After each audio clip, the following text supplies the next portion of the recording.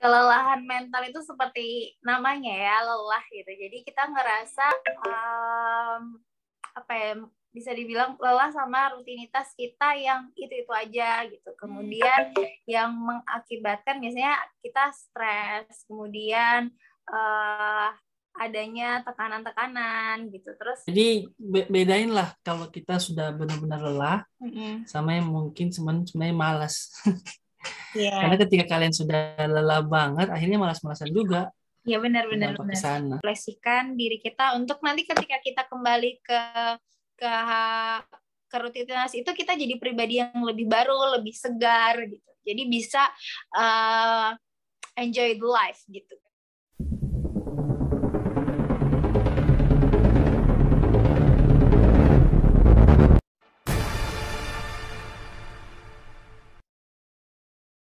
Assalamualaikum warahmatullahi wabarakatuh dan selamat malam.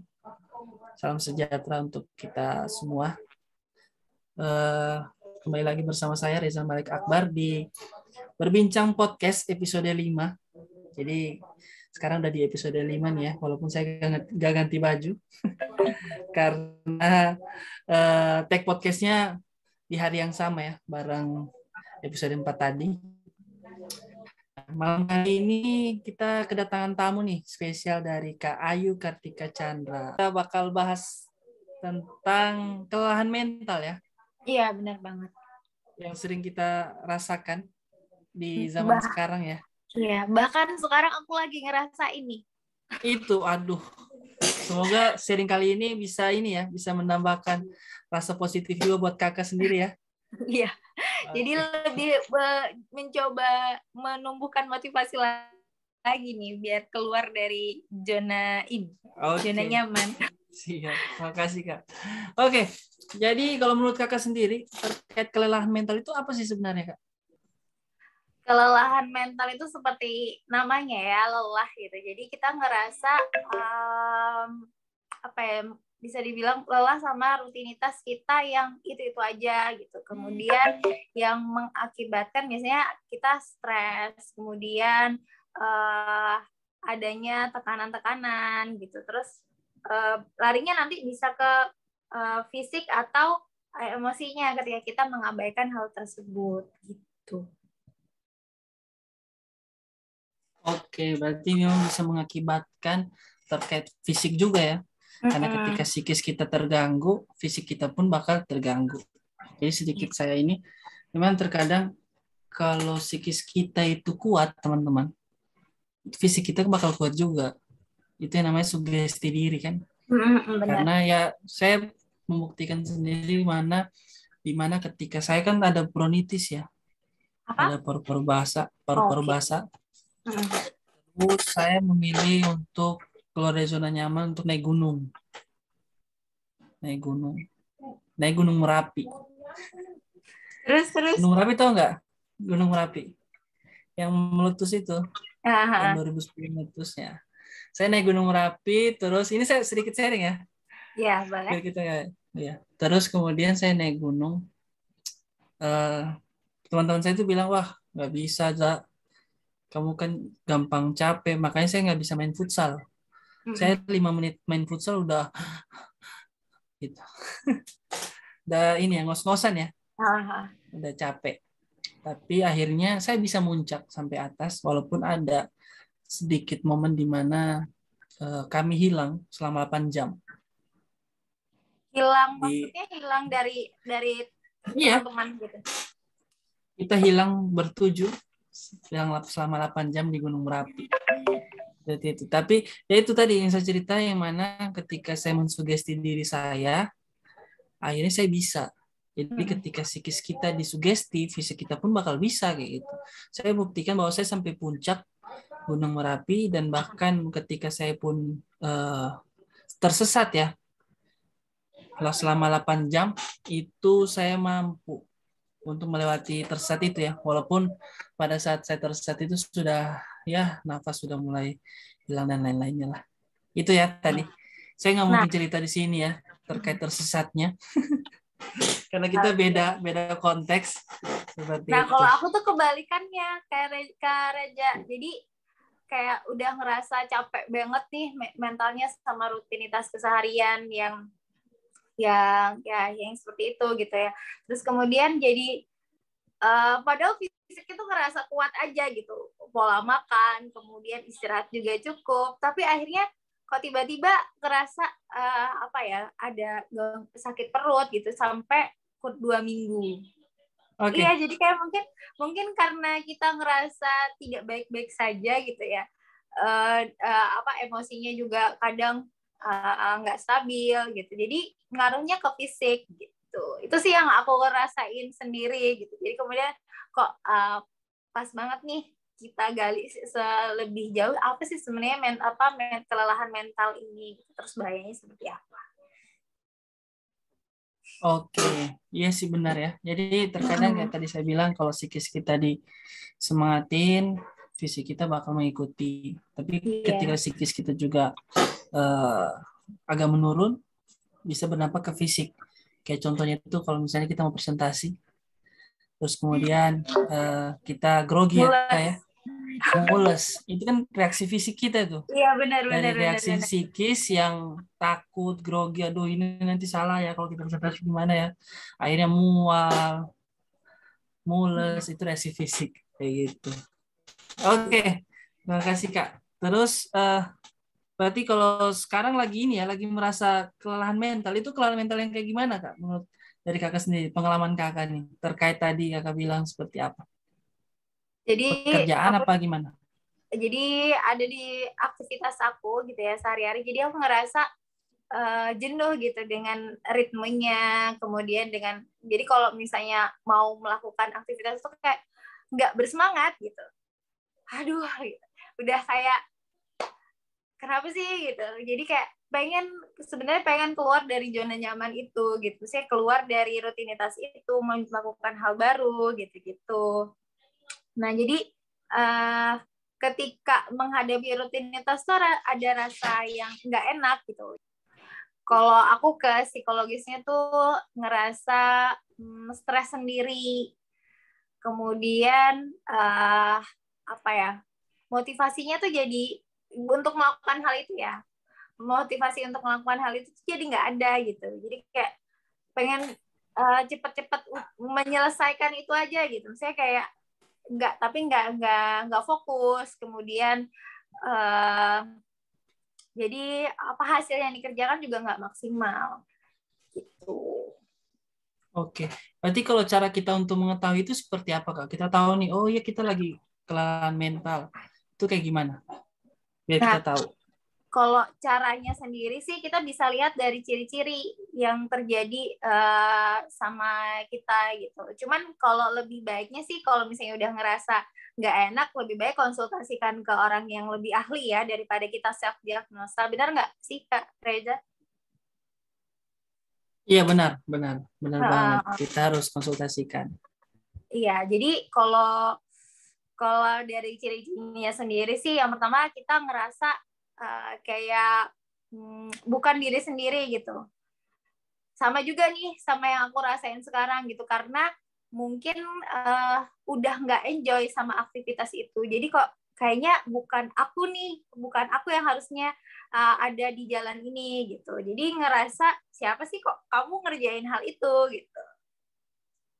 Merasa bukan dirinya atau ngerasa bahkan nggak ngenalin dirinya itu siapa gitu. Terus yang kedua adalah yang aku sampaikan tadi, kehilangan motivasi gitu. Jadi kok waktu ngerjain rutinitas itu nih kayak nggak punya motivasinya gitu. Kenapa sih bikin itu? Misalnya kan kalau misalnya kita melakukan aktivitas sesuatu, kita punya goals, kemudian kita termotivasi untuk melakukan, saya ada motivasi nya gitu dari segi manfaatnya kah atau seperti apa gitu. Nah, kalau misalnya ciri-ciri orang kelelahan mental itu hilangnya motivasi. Kemudian yang ketiga karena ini ranahnya ke emosinya. Kadang tuh kalau udah jenuh, udah ngerasa lelah dengan rutinitasnya atau kelelahan mental, kadang sedikit udah baper gitu, jadi mudah tersinggung gitu. Padahal orang nggak marah ke kita, tapi ngerasanya ngomong biasa, tapi ngerasanya apa, kayak dimarahin, kayak dibentak-bentak kayak gitu. Itu salah satu contoh ya. Kemudian yang keempat, sulit berkonsentrasi. Tadi juga aku sampaikan, kadang ngerasa nggak fokus nih sama apa yang dikerjain karena merasa kelelahan mental itu sendiri. Gitu sih Kak. Jadi kita bisa lihat dari ciri-ciri yang terjadi dalam yang kita rasain sendiri gitu. Oke Kak, terima kasih ya Kak atas penjelasan ciri-cirinya. Cukup jelas ya. Memang terkadang jangan kita sampai self diagnose. Walaupun kita sudah tahu ciri-cirinya, sebisa mungkin dan sebaiknya memang kita harus konsultasikan dulu. Ya, walaupun misalnya, oh ya ini aku lagi kayak gini, karena aku udah lihat ciri-cirinya seperti ini. Jadi jangan dulu self diagnose teman-teman ya. Kita harus dikoordinasikan dulu sama teman-teman professional judgment, yaitu psikiater, psikolog atau yang lainnya seperti itu. Iya. Oke, next.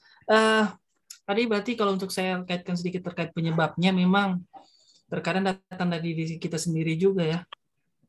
Misalnya kelelahan itu terkait misalnya sudah aktivitas yang cukup tinggi, akhirnya berkaitan dengan mentalnya, akhirnya burn out ya, kalau lagi kerja tiba-tiba berat banget dan lain-lainnya lah. Terus akhirnya nah nanti untuk ke fisik juga.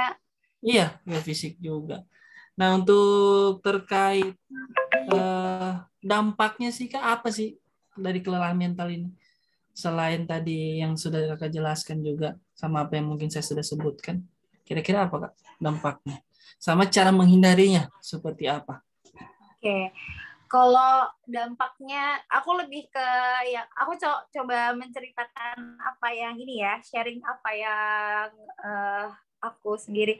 Kadang kalau dampak terburuknya yang aku rasakan itu, jadi ngerasa pengen sudah gitu, sudah menyudahi apa yang dilakukan gitu.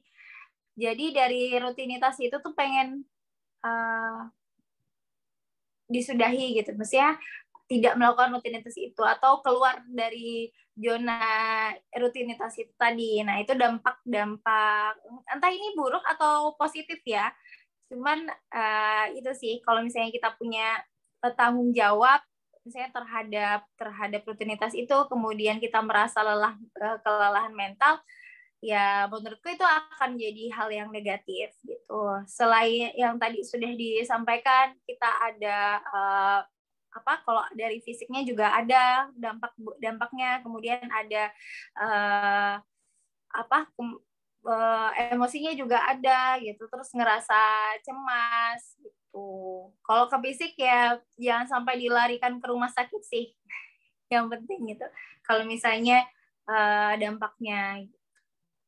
Terus kalau secara menghindarinya, kita bisa, karena kalau aku sendiri personal itu orangnya mencoba cari tahu dulu dampaknya apa, terus cari nyamannya di mana gitu. Jadi kalau menurutku setiap orang punya caranya masing-masing untuk menyelesaikan problemnya gitu. Tapi kalau misalnya sudah tahu yang tadi kita bahas, bisa dikonsultasikan ke profesional atau bantuan orang lain, kita bisa sharing tuh kira-kira sudah pas atau belum gitu. Nah kalau aku sendiri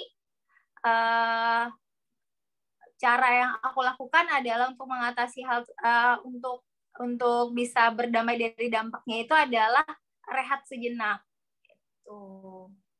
Dari rutinitas itu. Gitu sih Kak Reja. Oke, tadi sudah dijelaskan ya sama Kak Ayu juga dampak-dampak yang terjadi secara psikologis kepada kita yang memang yang berkaitan langsung dengan kelelahan mental itu sendiri ya. Dan saya rasa itu benar sih. Dimana ketika kita berkaitan dengan mental, yang pastinya kelelahan itu tidak akan bisa kita hindari ya. Apalagi kalau misalnya rutinitas kerja yang cukup tinggi seperti itu.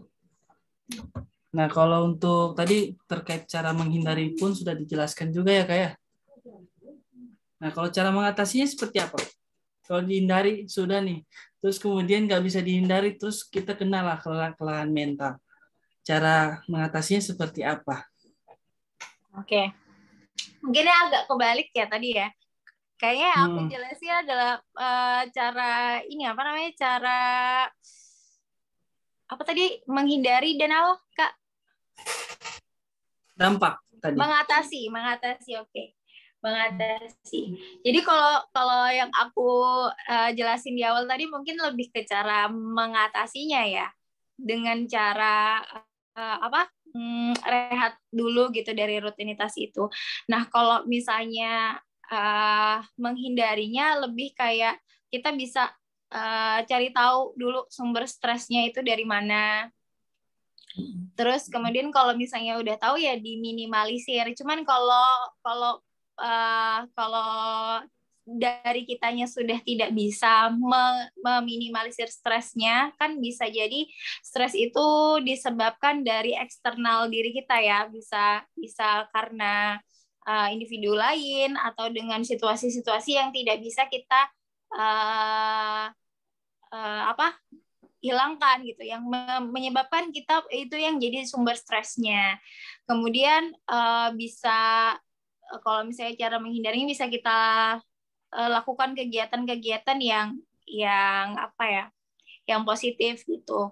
Kalau aku tuh suka main bulu tangkis Kak.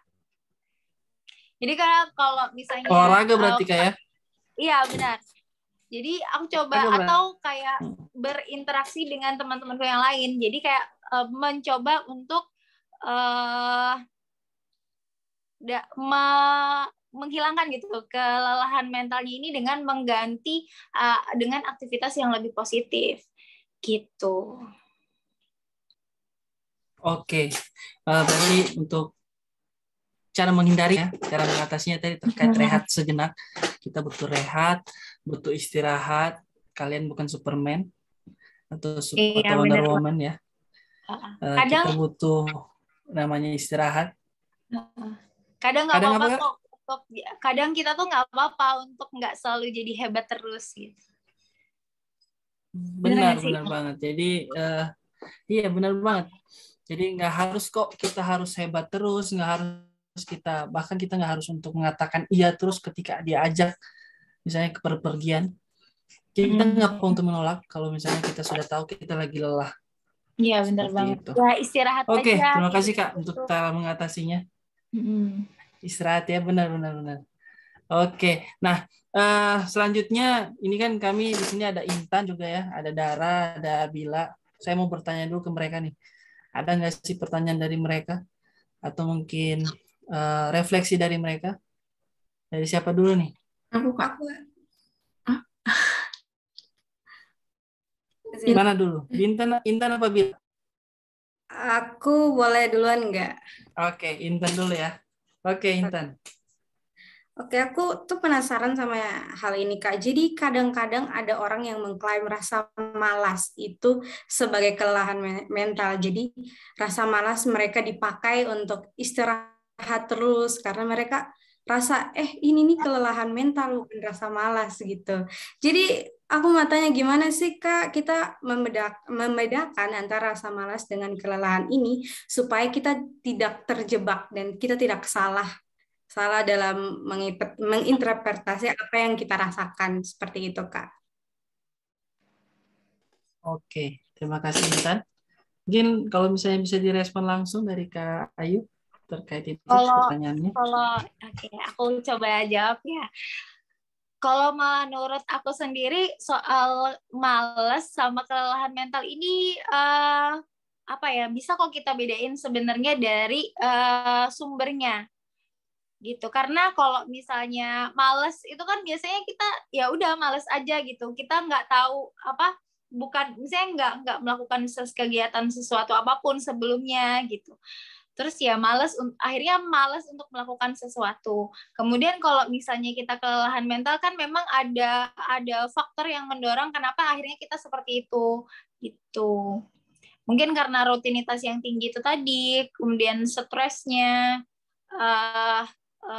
atau yang penyebab-penyebab lain gitu. Jadi kalau cara bedainnya, kalau aku sendiri sih lebih ke apa sih penyebabnya gitu. Nanti bisa tuh kita bedain itu sebenarnya masuk ke dia males aja atau memang udah masuk ke kelelahan mental gitu dari penyebab dia berperilaku seperti itu gitu.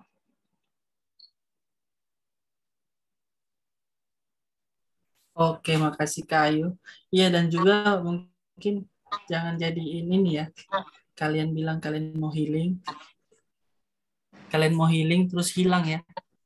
Atau Iya. misalnya, wah, eh, saya capek nih, lelah kayak gini-gini. Terus kemudian kalian minta istirahat, padahal sebenarnya kalian malas. Jadi harus kalian bedain dan prioritaskan skala prioritasnya seperti apa. Yang Tapi pasti kalau misalnya bener nggak sih gimana? kalau misalnya kita tuh udah kelelahan mental tuh akhirnya kan adanya penurunan motivasi itu. Akhirnya kita jadi males-malesan gitu. Benar-benar. Iya kan? Jadi bedain lah kalau kita sudah benar-benar lelah sama yang mungkin sebenarnya malas.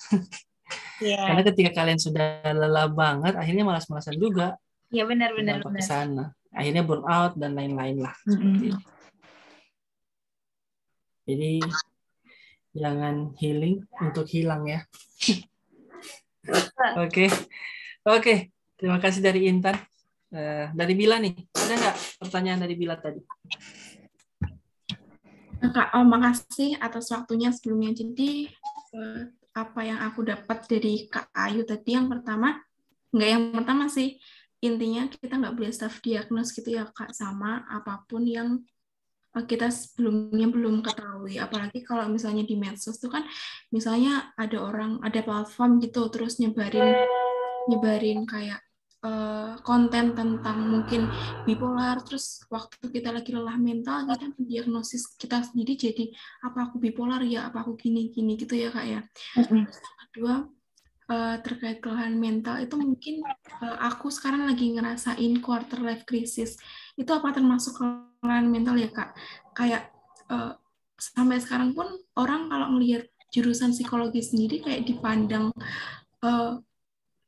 kamu nanti ngurusin orang yang gak waras ya gini-gini. Aku tuh kayak udah capek gitu Kak dengerin orang-orang yang nganggep jurusan psikologi itu jurusan yang nanganin orang yang istimewa lah istilahnya gitu. Padahal kan di lingkupnya, di bidangnya sendiri itu kan psikologi kan juga banyak banget ya Kak.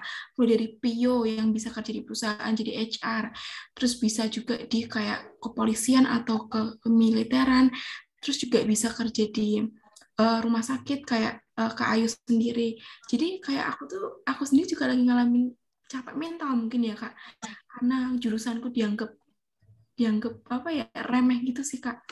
Itu aja sih Kak. Makasih Kak.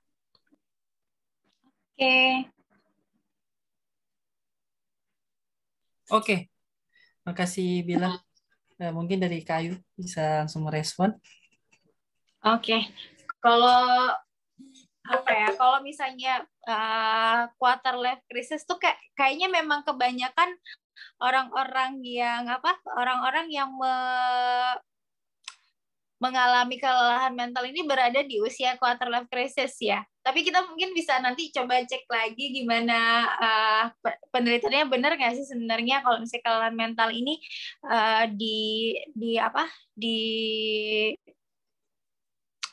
di rentan usia yang masuk di usia-usia quarter life crisis ini gitu.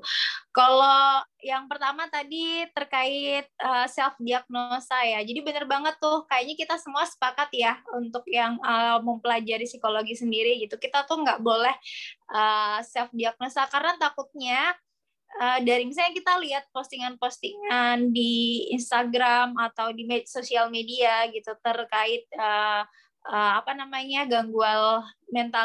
gangguan mental, kemudian akhirnya kita coba sinkronin nih sama yang kita rasain sekarang gitu, tapi ternyata bukan itu penyebabnya. Jadi kan diagnosanya akan berbeda gitu. Jadi alangkah lebih baik memang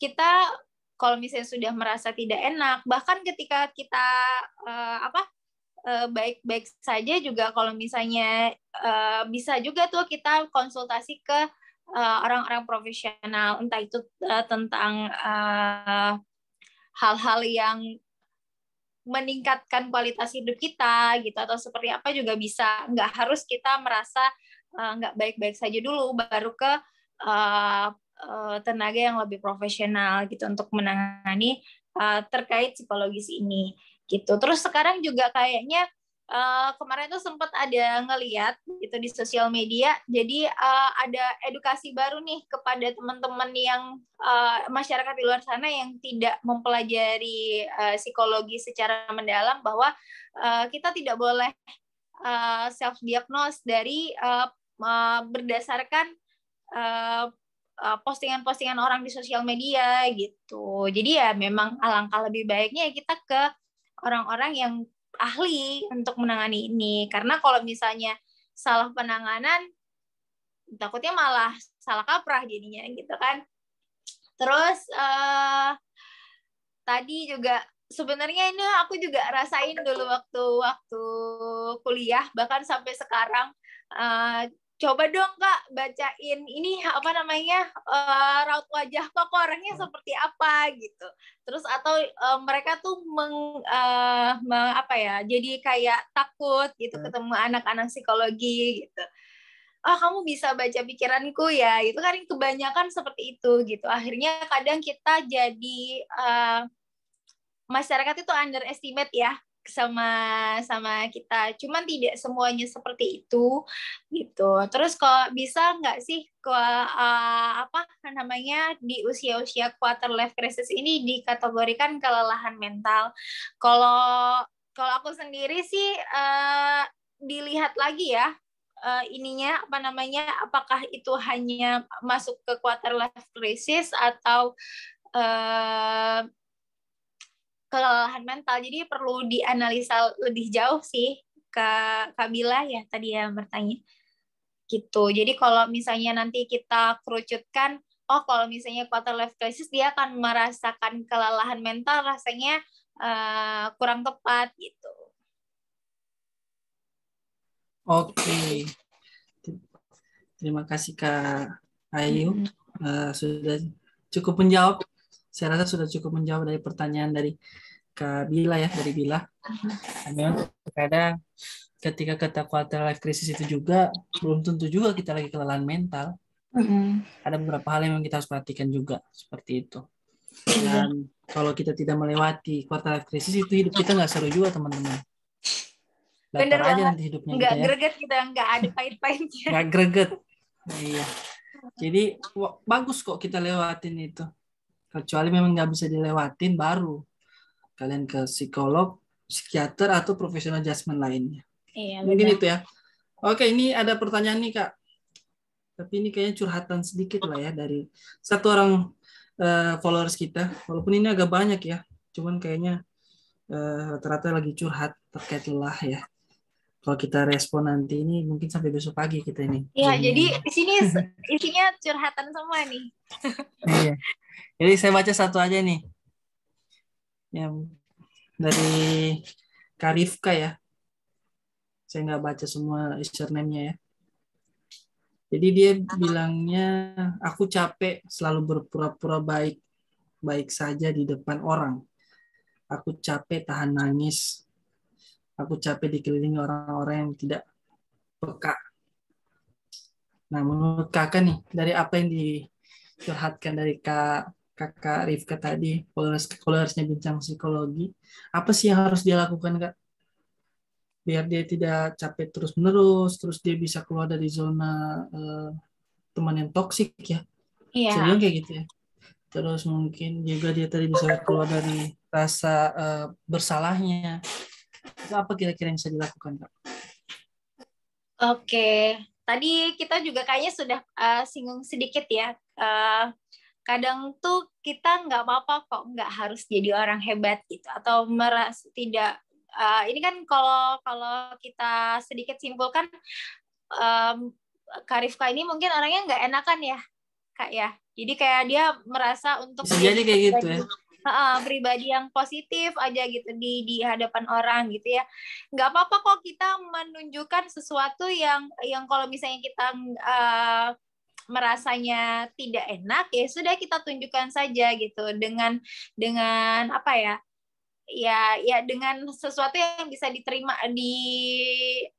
diterima mungkin ya, diterima sama lingkungan kita gitu. Kalau terus ngerasa capek, terus tadi juga banyak hal yang dia capek, lelah sendiri ya sama yang lingkungannya, kemudian orang-orangnya gitu. Ya coba aja dulu istirahat dulu, rehat dulu sejenak, melakukan aktivitas-aktivitas yang lain gitu. Jadi ketika kita kembali ke rutinitas itu, bertemu dengan orang-orang itu tuh, kita jadi pribadi yang lebih baru gitu, nge-refresh diri kita gitu. Yang kayak tadi coba aku lakuin juga gitu. Jadi mencoba untuk mencari kegiatan positif lainnya gitu. Bukan berarti kita tidak melupakan masalah kita yang sebelumnya. Nggak, cuman nge-refresh diri aja gitu. Itu sih Kak. Terus kadang kita juga bisa coba sedikit kadang berbicara sama diri sendiri, kira-kira yang aku lakuin ini udah bener apa belum sih gitu, kira-kira yang aku lakuin ini sudah baik belum gitu, ke diri kita dulu aja gitu. Kita bisa menerima diri kita, nanti akhirnya kita bisa menerima orang lain juga.